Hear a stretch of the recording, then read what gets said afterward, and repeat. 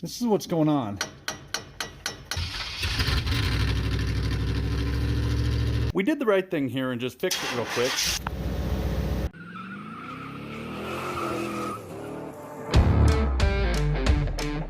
The exhaust up there separated from the tube, so we hacked this thing out of the junkyard. The little collar is what broke, and you can just flare it out maybe and make it work, but we thought might as well just replace this whole section.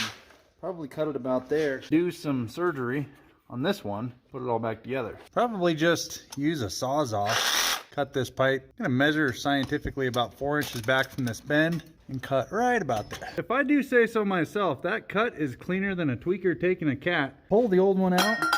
We're gonna leave this side small and expand on the other side so we can slide it over. Now I have more space to get to these bolts. Glowing red and almost melting is the only way to get those off. How to use a cutoff wheel? Just gotta clean her up. Just use a little bit of a flap disc on the end, clean it up, and then...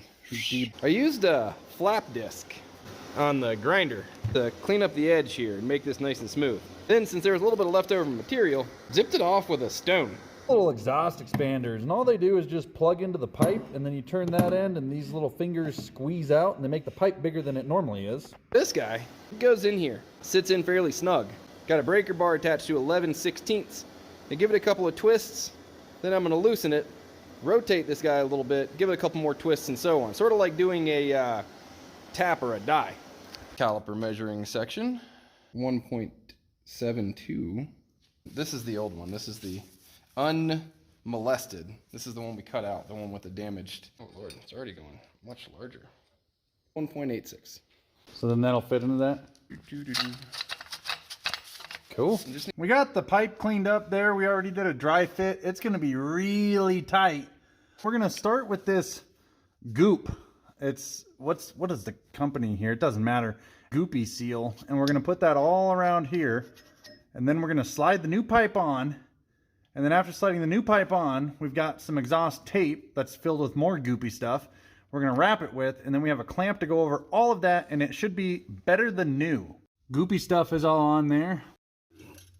Tim's over there getting those 3 nuts squared away.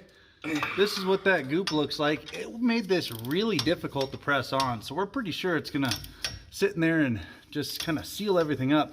We're still gonna do the tape just for good measure though, and the clamp. Tape comes in this package.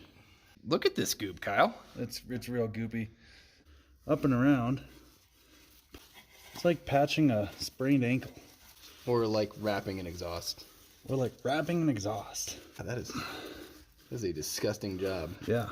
Mike Rowe would be proud of what you're doing right now. Because of the dirty jobs. Maybe Mike Rowe will get pissed at us and make a comment on our YouTube channel. It's the second time we've mentioned Mike Rowe. And his dirty jobs. Oh, well, I mean, I think it's warranted.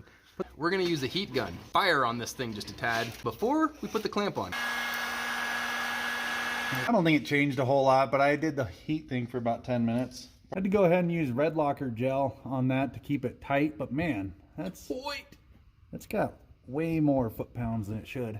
And everything's connected back up there. Do we plug our oxygen sensor back in? Of course we did. Of course we did. Tim, ready for you to start it. Tim! Yeah. We did it! It's so quiet. It sounds like a normal truck.